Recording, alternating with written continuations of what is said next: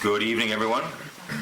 At this time, I'll call to order the regularly scheduled committee meeting for the Village of Midlothian, Wednesday, December 18th, 2019, at 7 p.m. Roll call, please. Trustee Kamey? Here.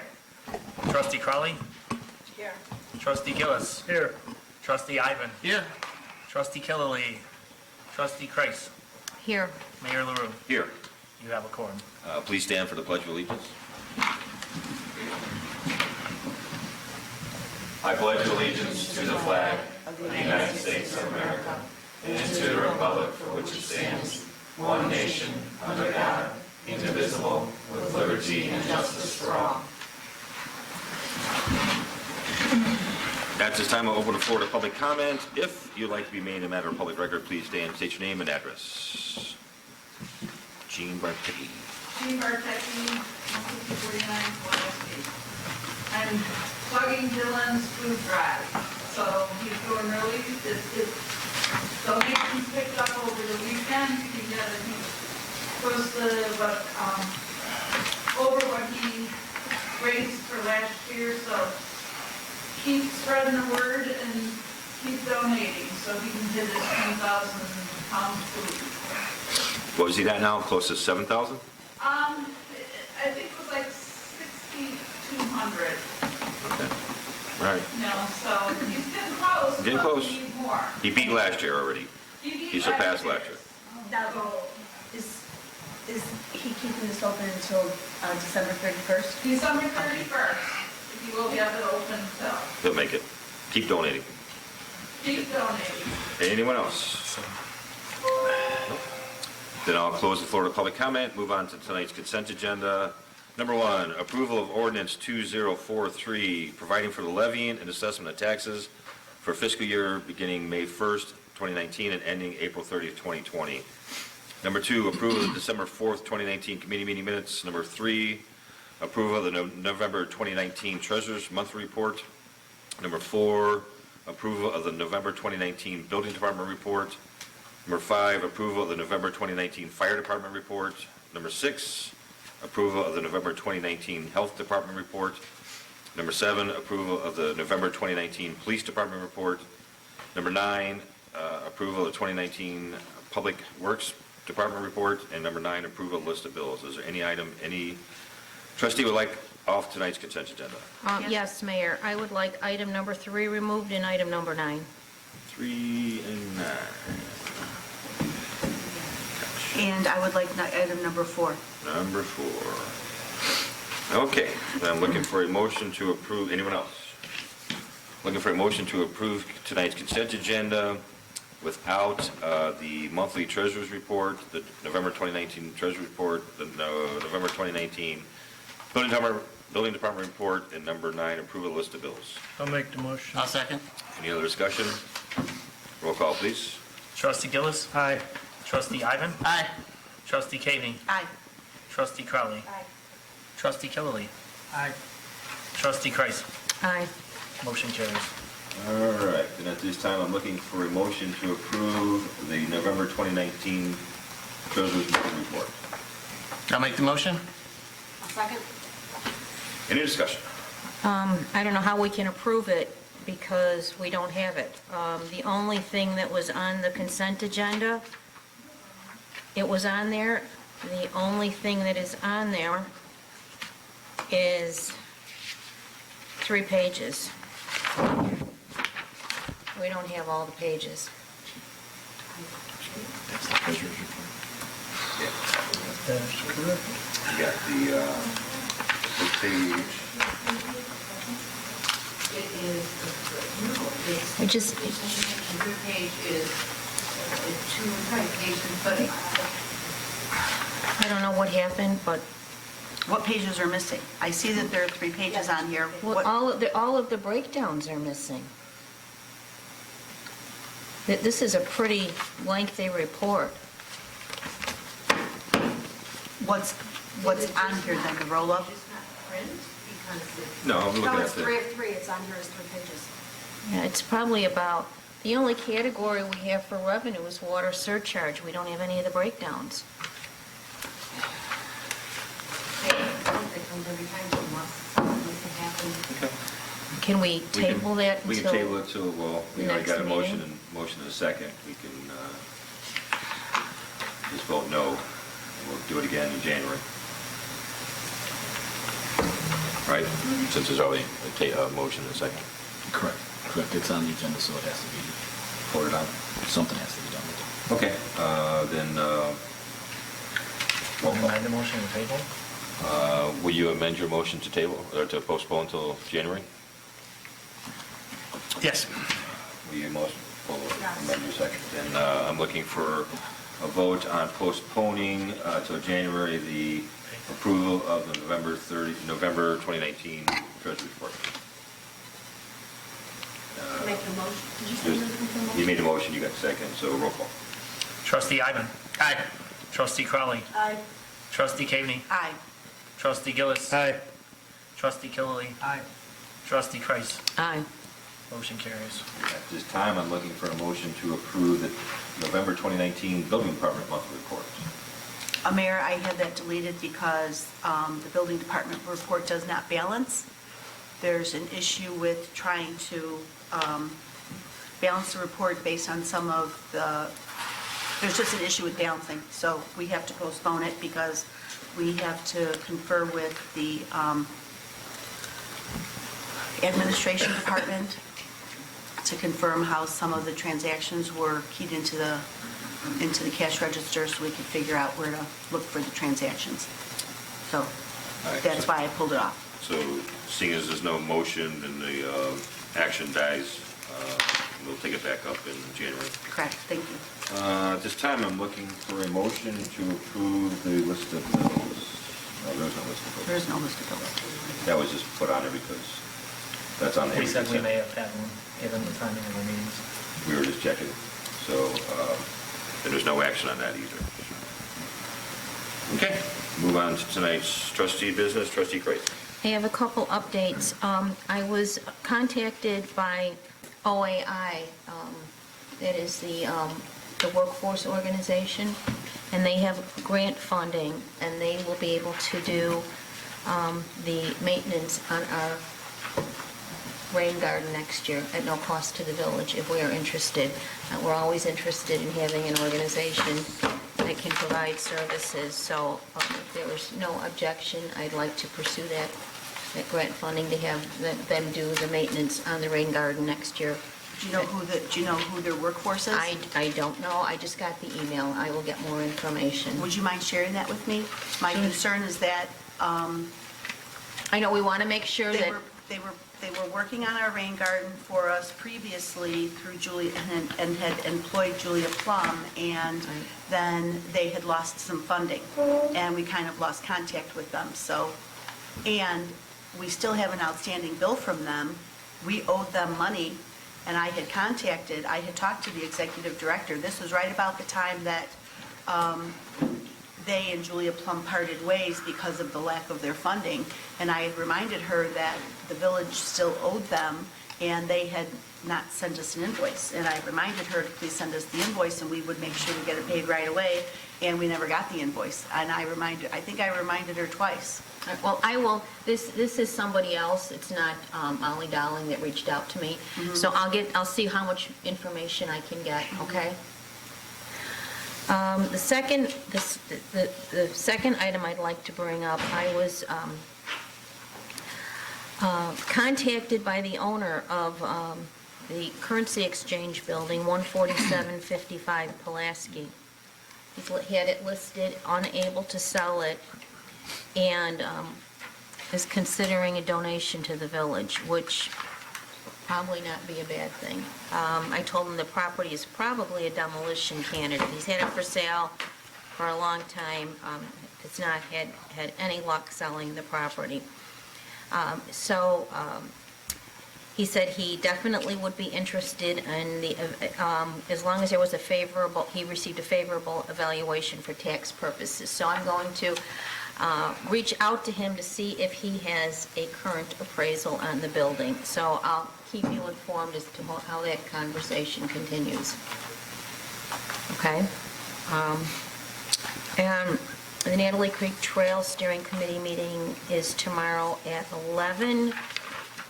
And I believe that is all I have this evening. Thank you, ma'am. Trustee Ivan. Thank you, Mayor. I have a couple of things. Yesterday and today, there was the insurance renewal meetings that were held with the employees at the Village Hall with Rebecca West from Horton, our provider of the insurance. She explained the plans and answered all the employees' questions about the insurance policies and stuff. And the changes are no changes, basically, in Blue Cross Blue Shield stuff that we provided for them. Also, we had preliminary numbers from BARD concerning the upcoming Series 2020 bonds. Village looks like we'll be generating $7.2 million in proceeds for this particular issue, which added in the proceeds generated from the 2019, the new money issue. The total the village will generate new money proceeds, based on the current interest rates, is approximately $10.18 million. Sorry, I was shooting for $12 million, only got you 10.18, so. On my next item, as everyone seen in the attachments, I have the, concerning the allowing recreational cannabis dispensaries within the village boundaries. I gave you the survey results. It's basically 730, or 65% of the vote was in positive to allow recreational cannabis dispensaries within the village boundaries. So based on that information, I want to make a motion for the approval of the ordinance number 2044, amending Title 5, Chapter 4 of the Village Code to add Section 41, providing for adult use cannabis businesses. I'll second. Any discussion? Yes. I sent an email to the entire board yesterday with regards to some questions that I had regarding this.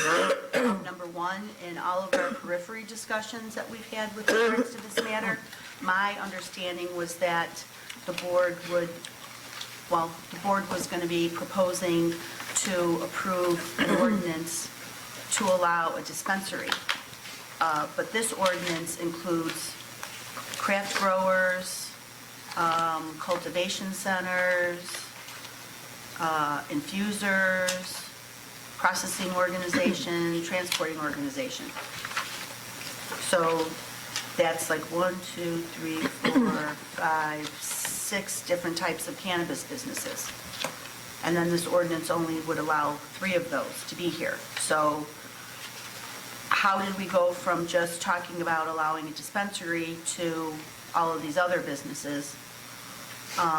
Then my other issue is that I was of the understanding when, again, these were just periphery conversations we had, we never discussed anything really in detail as far as the terms of what this ordinance would include.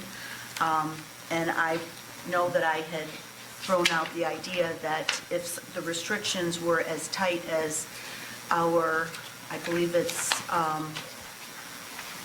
Ordinance 11-10, which is the sexually orientated business ordinance, that has a distance of 1,000 feet. In paragraph 2, under D2, under this ordinance, the limitation is only 500 feet, and it's only from preschools, daycare centers, elementary and high schools. It does not include churches, libraries, or parks. So basically, this ordinance is part 1 of 3 parts, all right? So whether or not it's 500 feet, 100 feet, or 1,000 feet, we can change that all during the process. This is our response to the state of Illinois to say that we want to allow this particular type of business. Nick, would you care to address more of that? Sure. For the first item, the multiple businesses, because the state has legalized all these activities, the village can't simply legalize dispensaries because then the rest of them would by default be legal. The cannabis dispensaries. But hold on a second. We had discussed whether or not we just wanted a dispensary versus if we also wanted a smoking lounge, and we all agreed we did not want a smoking lounge. That's not There's no, included here. there's no discussion of smoking lounges. It's not provided for in this ordinance. That's my point. That's exactly my point. We had all agreed we did not want a smoking lounge, so that is not included in this ordinance. I had no idea, I don't know about the rest of the board, I'm only speaking for myself. We had discussed a dispensary, not all these other things. Again, we have to address all of them. Smoking lounges are not legal if you take no action. All of the rest of these are legal if you take no action. The smoking lounges must be approved by local authorities. If you do nothing, they're still illegal. All of these here, if we did nothing tonight, would become legal in the village. Okay. With regard to the distances, the legislature in the new act not only changed the distance requirements, or I should say, left up to the village distance requirements between sensitive areas, it also reduced the sensitive area buffer areas, and I think that's what Trustee Crowley was talking about. It used to be 2,500 for medical. They removed that standard, and now, with regard to recreational, it's completely within the discretion. I think the analysis with regard to sexually orientated businesses is not congruent in that the board, or at least the board members that I spoke with, seem to want to put cannabis in the same area as alcohol, in which the liquor commissioner cannot approve alcohol licenses within 100 feet of sensitive areas, meaning churches, libraries, and the rest of the sort. The reason I left churches out of this ordinance is because the village has had a tough time, and the wave of recent court decisions has put a premium on the rights of churches, no matter how small, no matter how dubious. 5 members meeting in a basement can pretty much knock out a lot of our zoning authority. Now, I'm not saying that we give up and we don't continue to try to treat churches in the zoning code as historically they have been. But this says pre-existing, so. We may not get a dispensary for years, or a couple of years.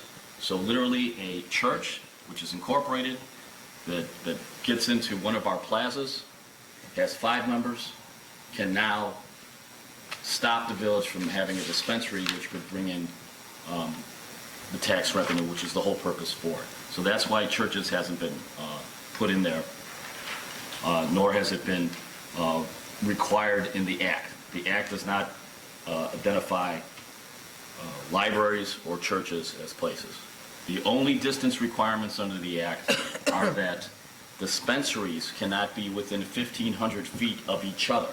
A dispensary may, if the board decides, have a attendant craft grower. So in other words, the grower could get a license, and then the dispensary could be right next door and sell those products, as long as they store them in separate places. There's no regulation with regards to advertising? There's many regulations with regard to advertising. Not on buses, can't use pictures of marijuana, can't depict teenagers or people underage using marijuana. That's all in the state statute. That's all in the state statute. I want to emphasize that the major regulations and prohibitions are already in the state license process. I thought it said 1,000 feet for advertising within a school or a playground. Yes, that's advertising, but that not dispensaries themselves. Dispensaries themselves could be, under the law, across the street from a school. Well, wouldn't you assume a dispensary would have a sign? That's not considered advertising. It's just considered a sign. Again, the dispensaries can't put marijuana leaves on their buildings either. Given and again, I want to emphasize that this is the first part of the 3-part system. I drafted this to give the board the maximum amount of flexibility to acquire the dispensary in the event that it decides to do that. The second part is going to be the taxation part, which is you will decide how much of the dispensary or other businesses will be taxed. The third part, and I think what this discussion is going to be alerted to, is that the third part is going to be the zoning part. Some municipalities don't even have the first part. They go straight to zoning. Everything about cannabis is about the zoning. Special use, we can ferret it out at the zoning board of appeals up to the village board. Half the municipalities that I looked at, that was their approach. They didn't say anything about distances. They didn't say anything about regulations. They just said, put it into the zoning, we'll figure it out there. Our third part will be when we can address, because it's going to be a special use, it's recommended to be a special use, all of your concerns regarding where a specific dispensary wants to go. You can say, we don't want it to go there, it's too close to a library, or we don't want it to go there because it's too close to whatever. But this is intended to avoid the village by default having legal businesses of this nature. It's intended to give you the maximum amount of flexibility to either allow one in special use or setting the limits as to what the conditions are, including the main items are obviously the licensing. The legislature preempted home rule municipalities, all municipalities, which means that we cannot license them. Traditionally, though, there is always that legal premise that when we give a business license, we are not licensing attorneys, engineers, accountants, and in this case, dispensaries. We're just simply charging them a fee to get a Midlothian business permit. Permit would be a better word. So, therefore, I stuck in the number of 500 as a placeholder. I would imagine that if that number was too high, that could possibly raise the issue of whether we're licensing them. Very clear in the statute, we can't license. Are you talking about number 2, 500? Are you talking about 500 feet or $500? $500. Sorry. So that is, again, a number I put in there to be consistent with the medical marijuana licensing fee. The next item, major item, is the number of facilities listed above cannabis businesses that the village will have. There was talk about 3 for a village of this side. Given that the third part, when we get to the zoning, the distances, the places where I believe the board intends to limit them, it's going to be very difficult to find more than 3 places in the village that will meet all your requirements under the zoning code when you issue your special use. And when would that be? That'll be in January. In January, we're going to issue notices to the Zoning Board of Appeals to have a hearing. I envision it could be done jointly with the Plan Committee, and then the recommendation would come to you ultimately. And when can people start applying for licenses? Already? The first round is automatically going to to- current medical dispensaries. There won't be another round of licenses until July. as early as July of 2020. More likely, it's going to be later than that, and the odds that someone would come to Midlothian looking for a license is probably 2 years away, because they're going to go in phases and rounds. So, Realistically, I don't believe that if everything went right for the village, if it's the village board's desire is to acquire a dispensary, realistically, that could not possibly happen if everything went the village's way until the end of 2020. so we could put our ducks in a row and discuss this and have things about the zoning board and what we're going to allow and all of that Yes, done. exactly. We could vote no now and have that done by the end of 2020 If we and vote. repeal our. Now, if you vote no now, then that means the state says that's legal. So then we'd have to regulate after. We would have to implement the secondary, the alternative ordinance that I provided for the board, which would be to prohibit. And then we would have to repeal that once we. Then we would have to repeal that, that's correct. Well, when would we repeal it? We would repeal it down the road if we decide we change our mind and we want to allow them in.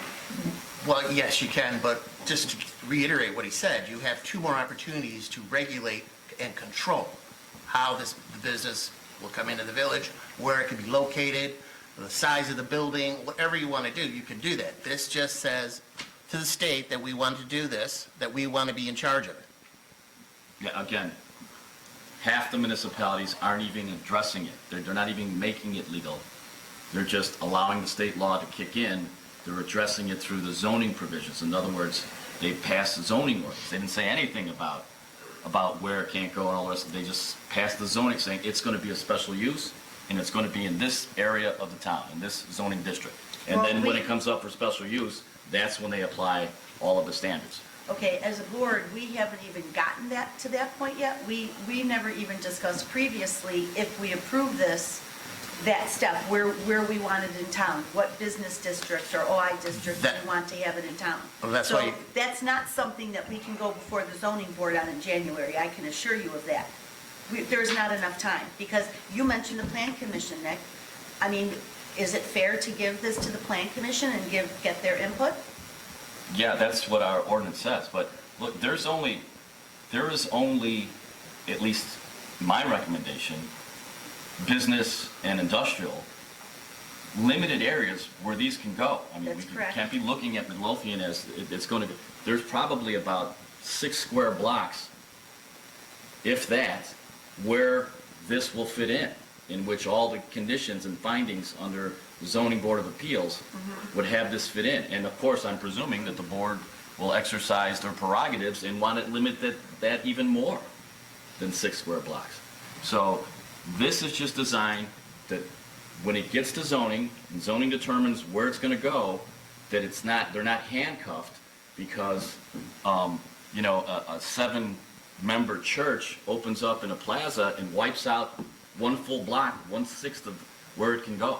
Well, I understand the church issue, but this doesn't even, I'm looking at this again, this doesn't even address residential. So what you're saying is, based on the language here, is that if the board moves forward and approves this ordinance, a marijuana dispensary comes into town, and if it's anywhere along 147th Street, let's say, or Pulaski Road, potentially it's going to be backing up to an alley or backing up to somebody's backyard, Not just if- like the liquor stores. Not Be a if you don't special want it. use, and we don't allow Not it. if you don't want that. Yeah, you totally have the cards. You get to make those decisions. Is there a deadline for those decisions? Well, Zoning and... Before the state says it's all legal. I'm sorry? Before the state says it's all legal. Well, it's all legal on January 1st, so. Correct. what So you this just says said we're going to doesn't- try to regulate it, that we want to tax it, and we want to do something with the revenue, basically. I would like to see like half the revenue get donated to our pensions, So- to take care of those issues. So I'm missing it. So this has to be done by January 1st, this ordinance right here. Right. Yes. What about the zoning and the... We can't get that done by And January the 1st. distance? No, No. it doesn't have to be done. Well, Because Carl just said it had to be done. This has to be. this ordinance. Okay. This Well, when ordinance. does the distance and the zoning have to be done? That would have to Someone be before comes someone up for comes in and asks. Before they come and knock on our door? Correct, and that can't, and Can't even happen. realistically can't happen until probably this time next year. End of next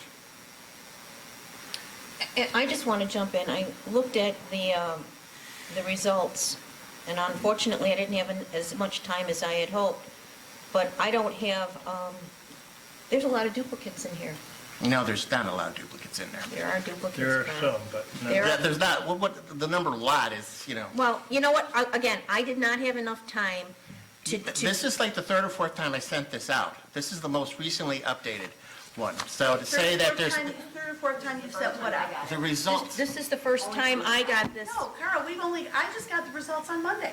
this is the final results that you Right, got on right. Monday. But I've also sent you the information prior to Not that. this. Saying what the numbers were. No, Just the not numbers. this, You with just the sent us the duplicate. numbers. Oh, not the individual number. You didn't send us the list, you only sent us numbers. There's a big difference in what Big we're talking difference. about right now. And you know what, when I get a report, I'm expecting it to be correct. I don't know who was responsible for proofing it, but, Oh, hold on a second here. You're throwing down the gauntlet here, young lady. No, I'm not By throwing saying down that the it's gauntlet. incorrect right off the bat? there are duplicates in here. I'm sorry, there are Duplicate what? names, the same person, so there are votes counted twice. And you say that is a major impact to the 730 I don't- people that voted I- for it? Or are you saying that's the 390 that said no? I don't know, because I don't know what is, I don't have actual numbers. The actual numbers have been in front of you. You were given it to it at the appropriate time. We got this on Monday. And when, is that not the appropriate time to get that?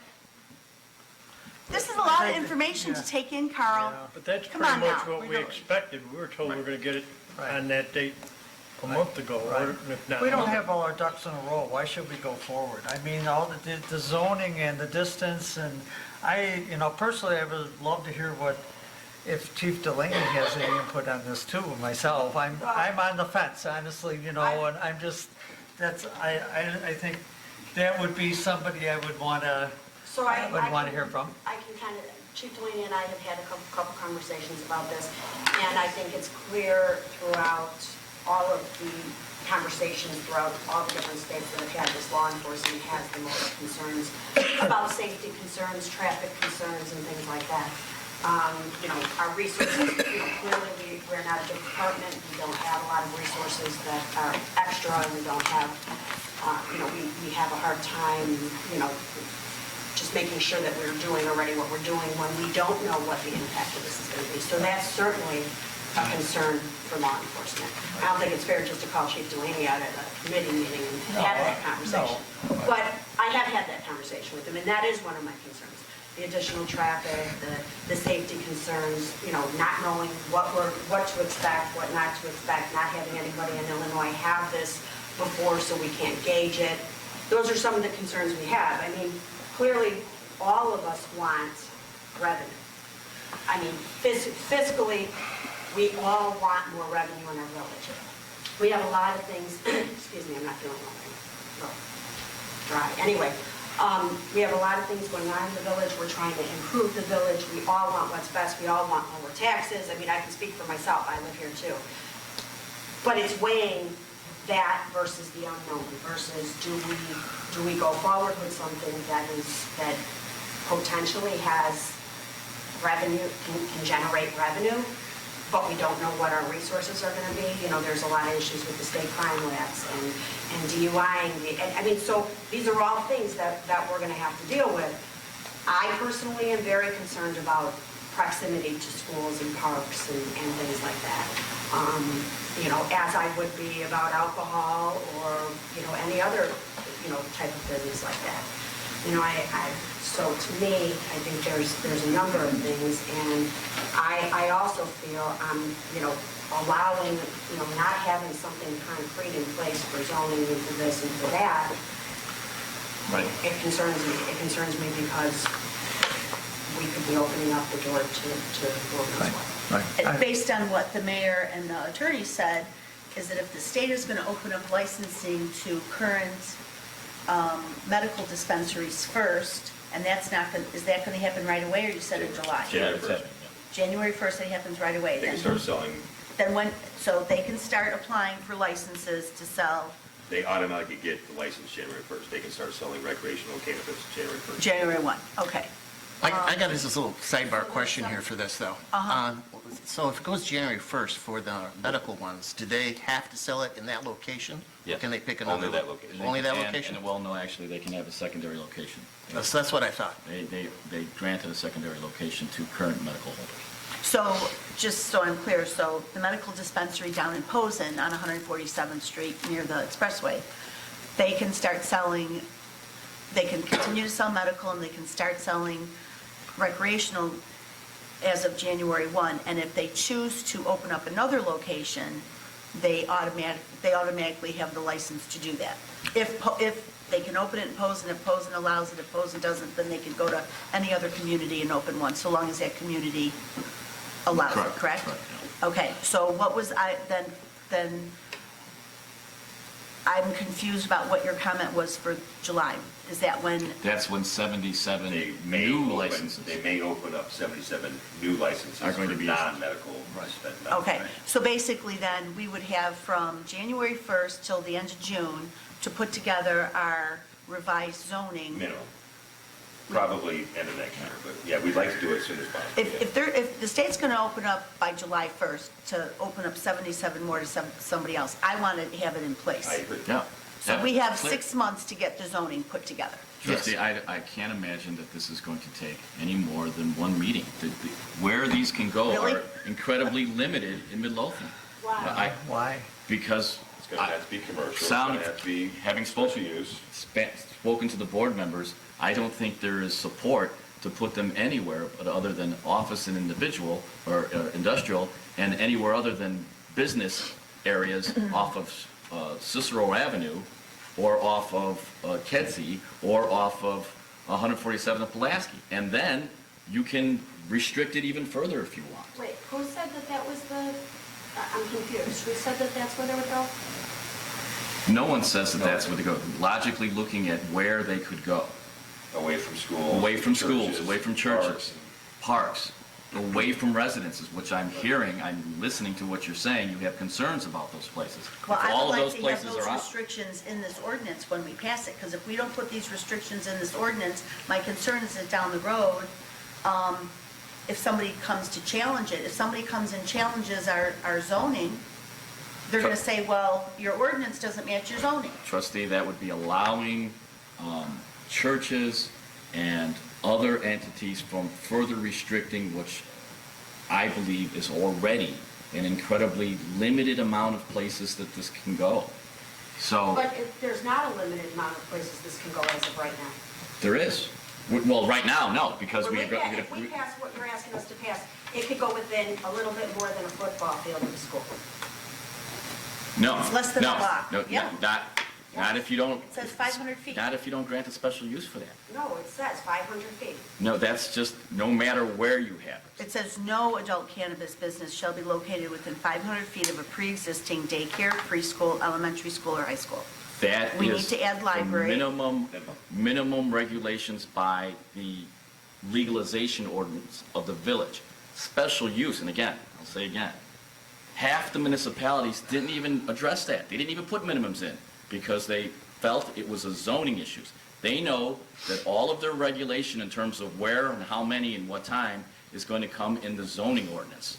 And that's when you will be able to, if you want, have it just be in 3 lots next to the train station in an industrial area. You have that right under the special use to do that, eliminating much more than what this legalization part does. Well, I would still like to see this legalization strengthened a little bit per my notes that I sent to everybody in my email. I think we need to include libraries, we need to include parks, and it needs to be more than 500 feet. 500 feet's not even a full block.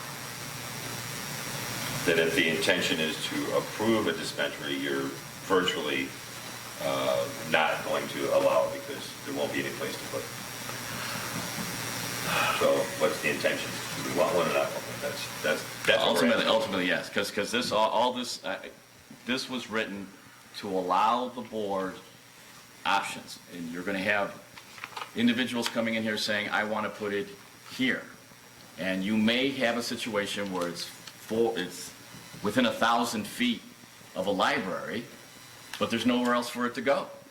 Even though you may find that particular applicant or that particular business is reputable and you want to approve it.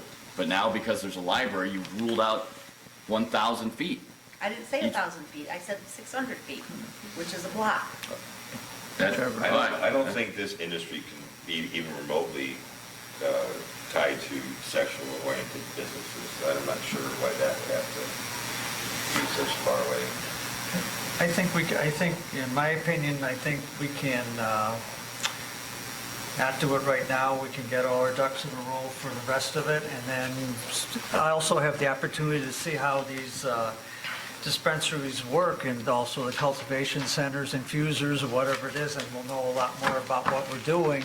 Come back to it in 6 months to a year when we have all our ducks in a row, know exactly what zoning distances, the whole ball of wax is, and then we'll have the whole package we can vote on or not.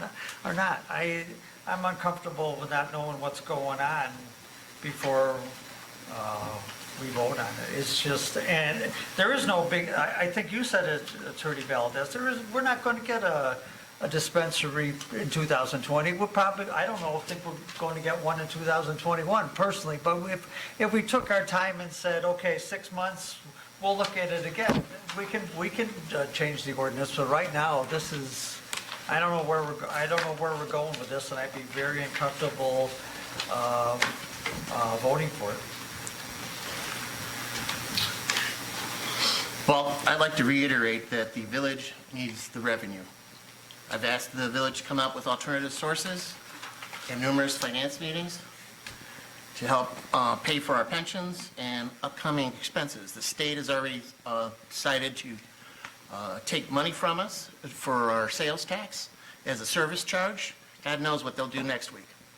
Well, I don't disagree with you, trustee. I mean, and that's one of the things I said when I first started speaking is, you know, the one thing that keeps me on the fence with it is the fact, and I think that's what most people that I've talked to said, is the revenue. The revenue is very important to us, and if this is something in a year or 2 years that we're going to be able to use to generate revenue, you know, I look back at the gaming facilities, and that's something that was going to generate a lot of revenue too that has fallen short, and I look at a lot of the different... We receive a few $100,000 a year. Right, but I mean, everyone thought it was going to be a lot more, No. the end all be all. No, It's like, that's what was predicted, a few $100,000 a year. okay, well, Well, how much do we get every year from gaming? Maggie, a few $100,000. We average 20,000. No, a month, no, no. 12 to 20. No. 12 to 20 a month. Yeah, A month. Yeah, a month, yeah. so that sounds significant to me, but 250,000. Okay, fine, A few $100,000, fine. sorry. .01. So I do, you know, so again, you know, the revenue generating is important. It's important, I think, to all of us. You know, the concern, again, that I have is, you know, using our resources, safety issues, where it's going to be, you know, how it's going to affect our community, you know, having, you know, what kind of establishment will it be? Will it be dispensary? Will it be all the other ones we've talked about? So I'm really torn with it. I meet with Treasurer Britton, if I may add my 2 cents. I meet with Treasurer Britton and talk to Treasurer Britton on a pretty frequent basis, and a lot of our conversations are about the long-term financial health and viability of the village of Midlothian. And as you saw on the levy that we passed tonight, there is no levy for the corporate fund this year because of pension obligations. The cost of business continues to go up. Payroll, healthcare, although Horton has done a really good job at holding the line on our healthcare. But that's not going to continue. That's going to go up.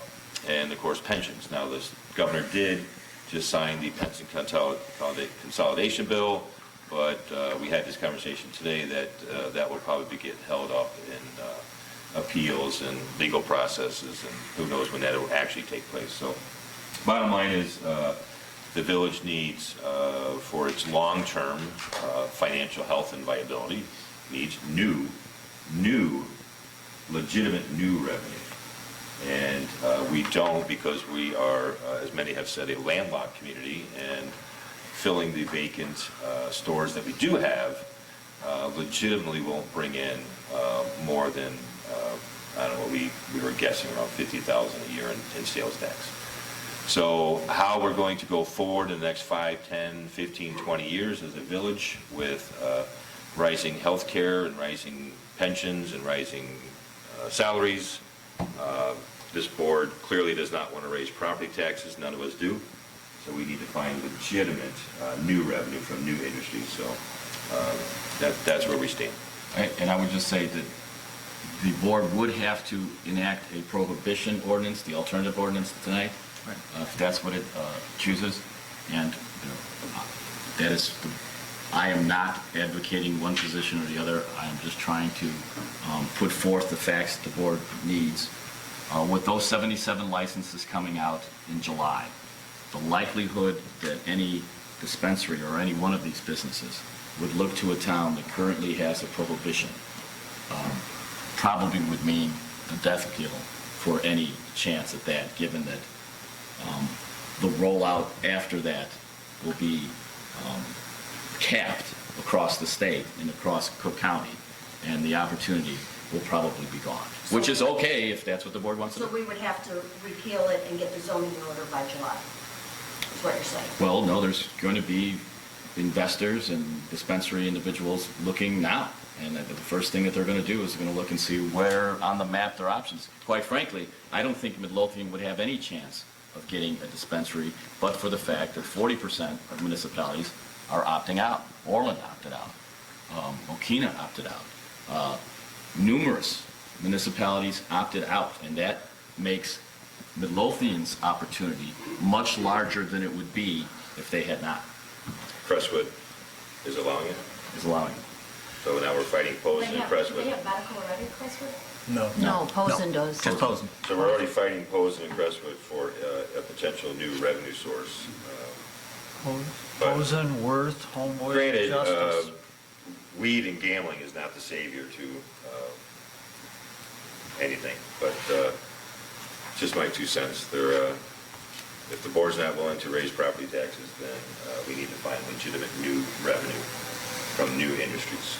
One thing I want to bring up is the fact that we did ask residents to complete a survey for informational purposes, and we've received that, so 6 out of 10, even though it's not a large sample size, are saying 60% of residents that responded are saying they are in favor of it. So, I mean, I'd like the I think board. 1,100, over 1,100 responded. That's more than some of our elections. So. Yeah. More people care about More than my election, that's for sure.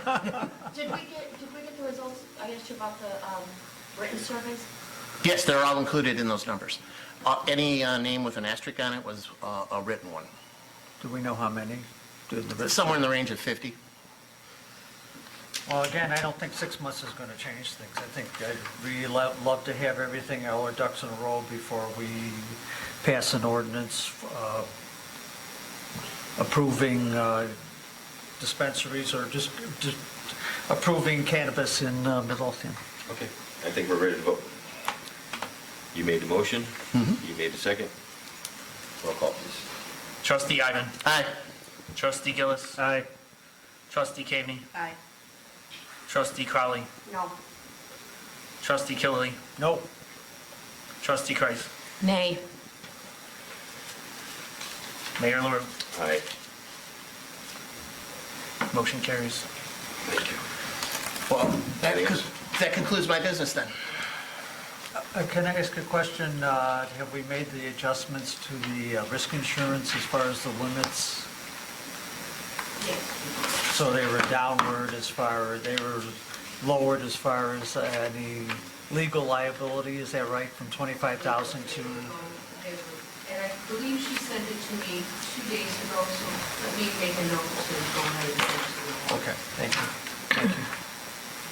And after we voted to approve the risk insurance last week, you didn't have firm numbers on what the premium was going to be?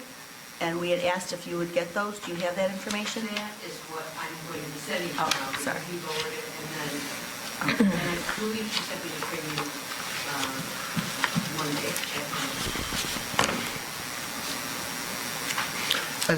Just a quick question. Does anybody need the treasurer to be here? Because I'm pretty sure my business is concluded. If you want to go home, you can. Thank you for being here. Thank you. I appreciate the work on the bonds, too. I love that. Yes, Yes, definitely, thank you. definitely. Thank Sure, you, if you Manny. win, I'll let you know. Trustee Gillis? what Yes, questions? Come on, Mayor. let's do the thing before she steps away. Oh, yeah, we could do that. We can do it, if you don't mind, first. So Maggie, stay here 2 seconds. I just want to do that. Yeah, we'll see if you win my ornament. They are. Yes, these are our last 2 ornaments we have, so after tonight, they will definitely be worth something, so that you can maybe see them on eBay or something. All right. I'll just read the last 3 numbers. 5, 1, 4. How about that? It's right on the Awesome. table. Congratulations, Maggie. And the last one is going to be 515, so I know it's one of the, is it the last 2? Did I just hit that out? That would be your ticket, Well, I'm going to give it to someone else. Oh, it has my name on the back. Oh, it has your name on the back. Oh, look at that. Trustee Crowley. It sounds like collusion to me. It is, thank you. I've been waiting for one of these for three months now. I don't think I own it? It's sitting It's on the table. Oh. I can't in the bag. It's the glitter. I guess it was a distraction, huh? Okay. Thank you. Okay, first thing I wanted to talk about is a training request by firefighter paramedic Badger. This is a advanced life training class, and it's going to come out of our training budget. This is amount for this class is $1,050. On it, he is going to make sure he has shift coverage, but we do have a lodging to follow, so he's saying he'll cover his own lodging. I don't think that's necessary. I think, like anybody else we send to training or out of town, that will abide by covering his lodging per our policy. So I'd like to make a motion to approve a training class for firefighter Badger not to exceed $1,050. I'll second it. Any discussion? And does that include his housing or no? No, that doesn't include, we'll So, figure that out. We'll just pay for that because it'll be Yes. minimal. Okay. Correct. Okay, roll call? Trustee Gillis. Aye. Trustee Ivan. Aye. Trustee Kavani. Aye. Trustee Crowley. Aye. Trustee Killily. Aye. Trustee Kreis. Aye. Motion carries. And the last thing is, I do have the odometer report for the fire department. I'll have it on my desk if anybody would like to review it for the vehicle use. That's all I have. Thank you, sir. Trustee Cavani. Thank you, Mayor. Just getting back to the cannabis ordinance, I would expect that the Plan Commission be given an opportunity to weigh in on this because we have a Plan Commission for a reason.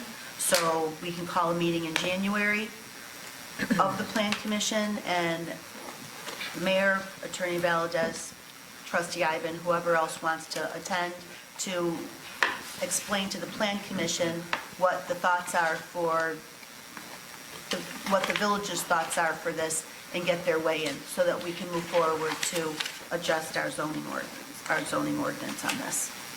And I would expect that we get this done pretty quickly, at least by the end of March. And I would expect that whatever draft ordinance we come up with does not show up on an agenda on Monday for everyone to review and approve on a Wednesday. I want this done, I would like the draft ordinance to be given out to everybody with, at least 2 weeks' notice, so everybody can review it, come up with their comments, so we can have a viable discussion about it at a committee meeting before it goes on to a board meeting for a vote. Next thing on my agenda is overtime pay and the village's current policy and procedure for paying overtime. Trustee Britton told me that the village currently follows the Fair Labor Standards Act. Information was included on the agenda. I hope everybody had an opportunity to review it. The issue that has arisen is that we had an employee that was called out on a Sunday to do overtime during a week where the village had 2 holidays. And according to the FLSA, overtime is only paid if an employee has actually worked 40 hours. While during a week where there's holiday, employee gets paid for 40 hours but doesn't work 40 hours because of the holidays. And Superintendent Weinert feels that that's a little unfair because, our building department employee got called out on a Sunday and he didn't get paid overtime. He got paid straight time, but he didn't get paid overtime because the village was off on holiday for Thanksgiving and the day after Thanksgiving. And he felt that employee should have been paid overtime because it's not the employee's fault that, he got called out on that particular Sunday during a week where there was a holiday involved. He agrees that if an employee takes vacation time or sick time during that week, if they get called out or if they work over 40 hours, then there should be no overtime paid. No time and a half paid. But in a situation where an employee has no control over when holidays are and when he's going to get called, he or she's going to get asked to work overtime, they should be entitled to time and a half for those hours, once they exceed the, 40 hours. So I'm just curious as to what everyone's opinion is on that. So you're saying what was it, the Federal Labor something Act. Yeah. Standards Act. So the Federal Labor Labor. Act, you want to change that? No. No, I No? don't want to change the act. We're abiding by it right Following now. the act. Okay, so We we're can abiding change it by our- right now. We're abiding by the act, but the village has every right to change its policy. We don't have to abide by this. We can do, this is a minimum. The act is a very minimum. We can change our own policy and agree to pay an employee overtime. So this was a federal act like that? Is that of the nature that we I think can? what the treasurer was saying, that the policy is lawful. And I don't think we have a policy on overtime. Well, there's no written policy. Correct. That's how, This happened, right, so what we need is so a written policy. we're following this act Federal law. because we have no policy. Right, so we need a policy, if the board, So, if I guess my question would be, in that scenario, maybe the department head should go out, and that way we wouldn't have it. Like, not being funny, but if there's a scenario like that, I mean, I agree with them that if we're gonna call people out on a Sunday, they should be paid for it, otherwise they're not gonna answer their phone. Right. Well, yeah, but what if the superintendent's not available? I mean, this was an emergency. Fred lives 2 miles down the road. That's why he was called, and that's why he answered the problem. It was the Sunday before Thanksgiving. Fred is a full-time employer, and it's not his normal working hours. Right, He's right. subject So to, that's what I'm saying, like, if that's an issue, I mean, I don't know why we, like, that to me is, you don't call it, I mean, if you want people to answer their phones, you have to pay them, or they're not gonna answer their phones. Right, I agree. So I'm in favor of the board implementing a policy for its non-union employees, if for whatever reason they get called, if they are asked to work, whether it's a Saturday or Sunday, or stay late 3 hours on a Wednesday to work, and if it's a week in which there is a holiday, then that employee, if the employee still works over 40 hours, keeping in mind that our employees right now work 37 and a half hours, so if they were only asked to stay an extra hour and a half, they're going to get paid straight time up to 40 hours. The time and a half will only kick in after they've 40 worked hours. 40 hours, but that would include the 7.5-hour day or 8-hour day for the holiday. I think I'm not saying a policy is bad, but my personal thought is that it should be at the discretion of the department head. If he came in on a Sunday, he worked 2 hours, then the department head, his supervisor should just put in for it being an overtime call-out. Well, he Well, did. but- my department head did put in for overtime call-out, and he was told no by the treasurer. Because we're that's- following the Fair Labor Because we're Standards Act. following this act. And the treasurer told me that she's fine to change it, but she needs some direction from the board, which means we have to write up a policy. Yes. So that's why I'm asking you. That's why I'm asking you. Keep in mind, the But if- treasurer has to answer to auditors, and they have to have reasons why things were Right. done the way they were. So there has definitely Right, to be she- a policy. The treasurer can't make that change without us having a policy, exactly. So just to make, for me to understand this, I guess, we can write a policy that overrides a federal act?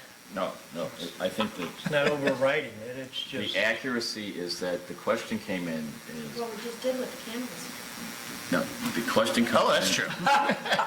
Very good. Whether the village is required to pay time and a half for weekend hours when the employee did not actually work the full-time hours. And the answer is yes, we can not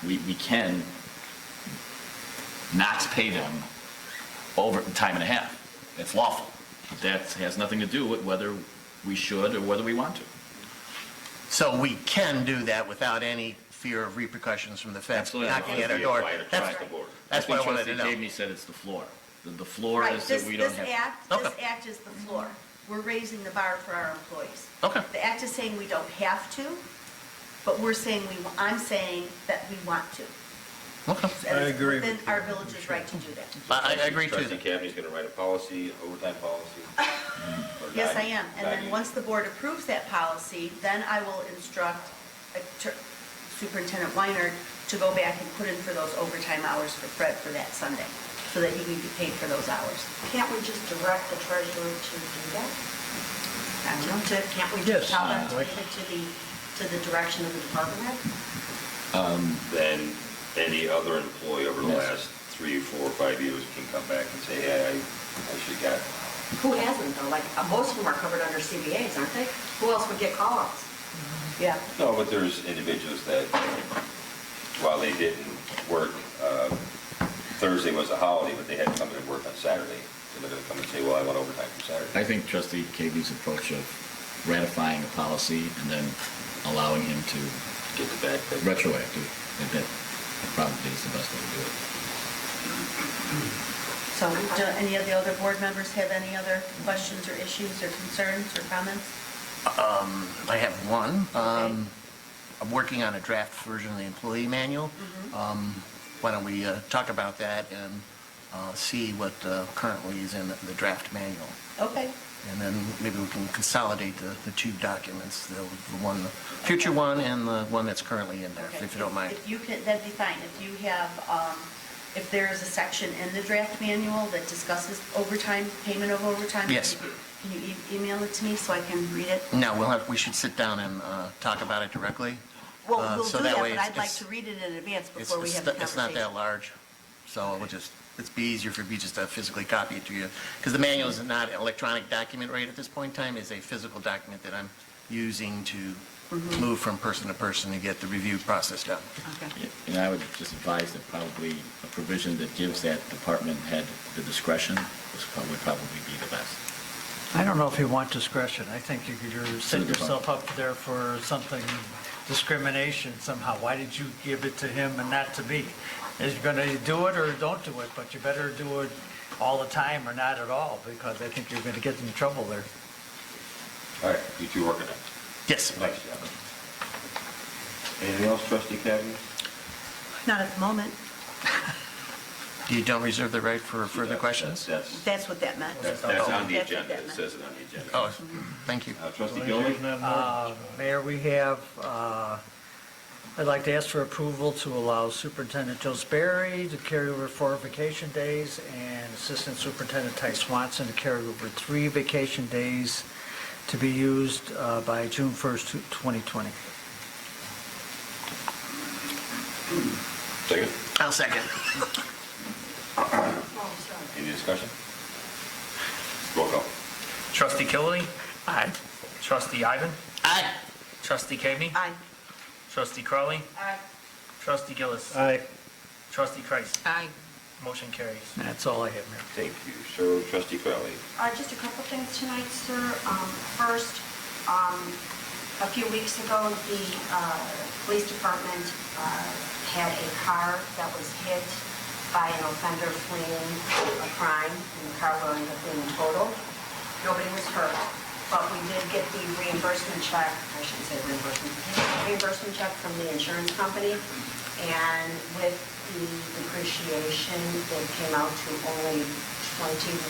The police department did go back and negotiate for the lights that have to be replaced for purchasing the new car, and that came back at $6,000, leaving a discrepancy of about, with the new car's total would be about $12,000. I'm going off the top of my head, sorry. So that is something we are going to have to replace that car. It is not a budgeted item. However, Chief Delaney has noted that during the course of this arrest, we will also be getting some state seizure money from it. And so what he would like to do is use the seizure money that we get, a portion of that, to apply to the purchase of the new car. So it won't have to come out of the general fund. Now, it's not on the agenda for a vote today, but if no one has any objections, I will put it on the consent agenda for the first week in January,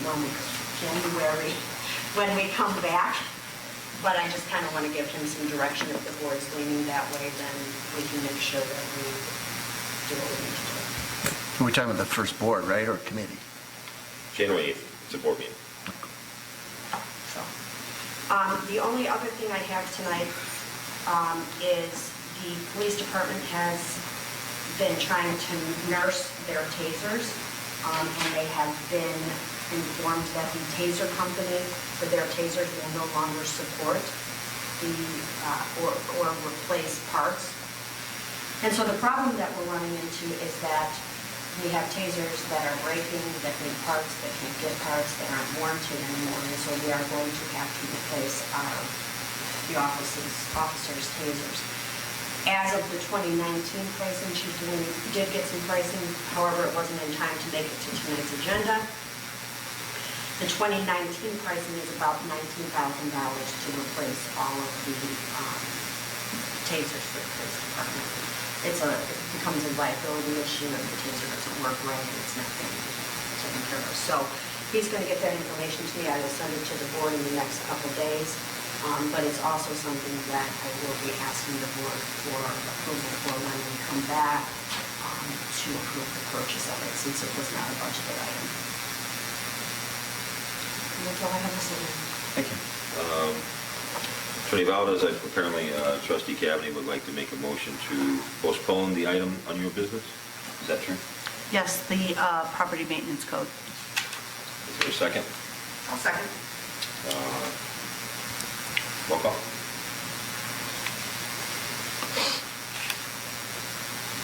Trustee Kidney? Aye. Trustee Crowley? Aye. Trustee Gillis? Aye. Trustee Ivan? Aye. Trustee Killily? Aye. Trustee Chris? Aye. Motion carries. Is there anything tonight? Just the Scrivener's error affidavit. The village board is being requested to authorize the clerk to execute a Scrivener's error affidavit, which would include 4 PIN numbers from ordinance, go back to it now.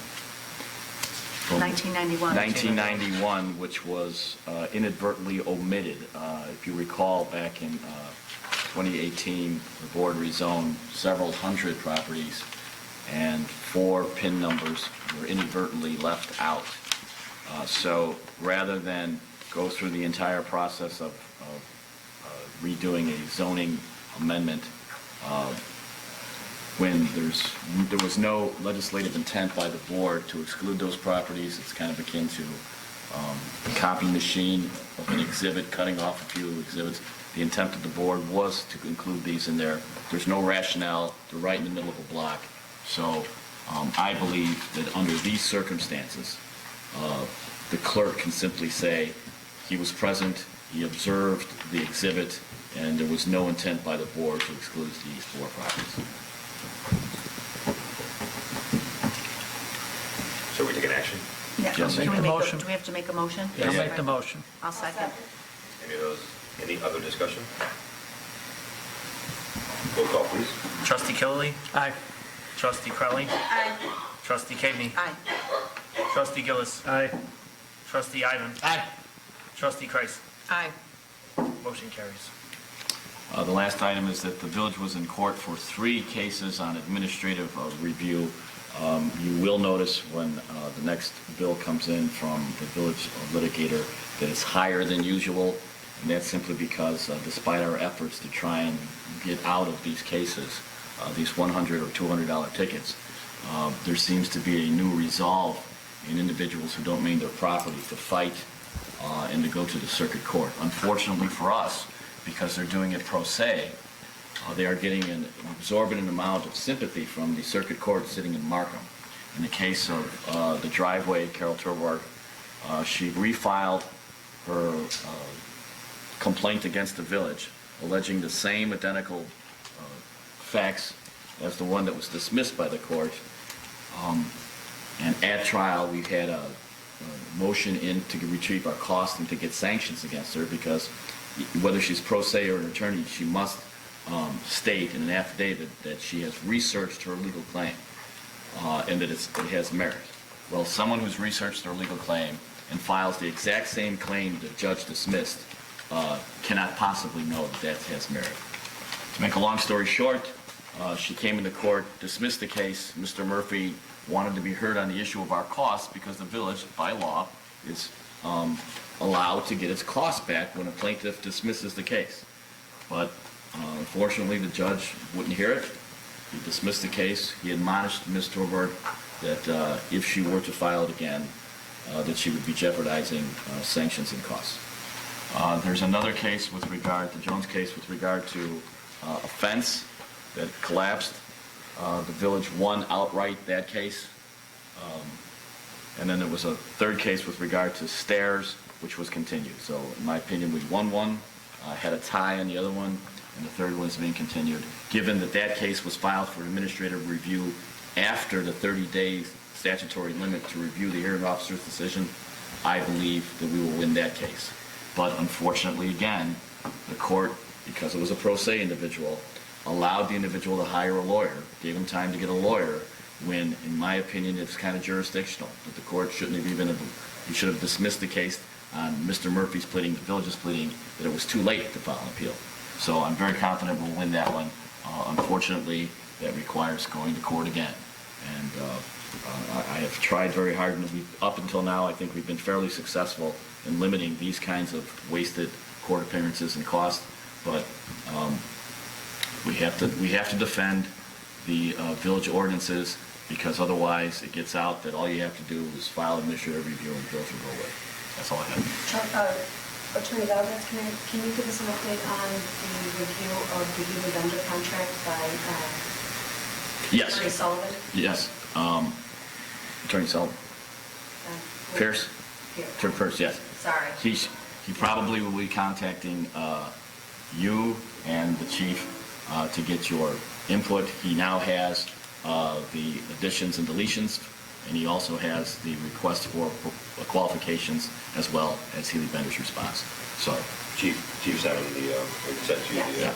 Yeah, everything was sent. So you are free to contact him and to let him know. Okay, Trustee King You'll has get- a few questions too, a few comments, so I'm going to get those and I'll send those to you. I'll send them this evening. Okay, Thank you. sure. anything else? That's it. Okay. The only thing I have on my agenda, it's an email I received yesterday about one of our village employees. I didn't want to wait 3 weeks to read it, so I noticed an individual has put in a lot of hours, has worked very hard, and to acquire this achievement, and myself and Clerk Moskowitz couldn't be more proud of her. So if I can read this email here. Dear Mayor LaRue, Maria Clackey, Village of Midlothian, has earned the designation of Certified Municipal Clerk, CMC.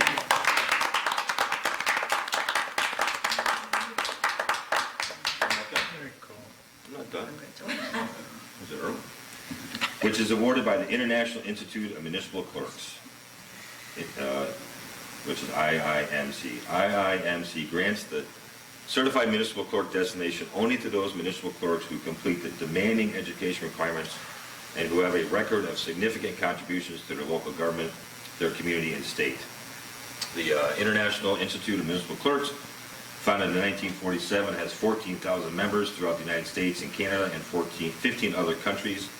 And the mission of the global nonprofit corporation is to enhance the education opportunities and professional development of its diverse membership. In light of the speed and drastic nature of change these days, lifelong learning is not only desirable, it is necessary for all local government to keep pace with growing demands and changing needs of the citizens we serve. Your city can take immense pride in Maria's educational accomplishments and achievement of this milestone. On behalf of the IIMC Board of Directors, I am honored to endorse the conferring of Certified Municipal Clerk to Maria Clackey, Village of Midlothian. We share in your pride in this achievement, and we applaud your support of the role Maria plays in your city.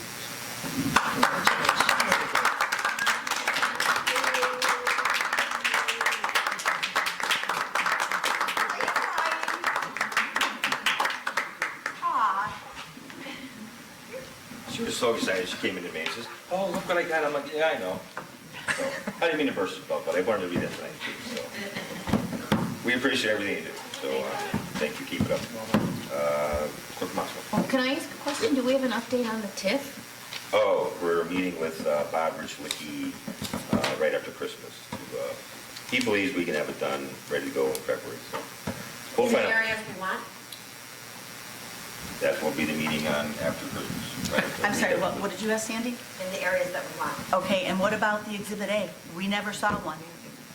That will be included in the meeting with Bob Richlicki after Christmas, so. That's the only time you can make it, so.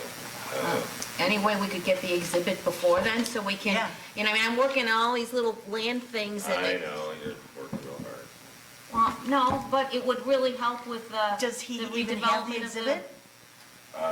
Last time I talked to Mary, she was getting it. From?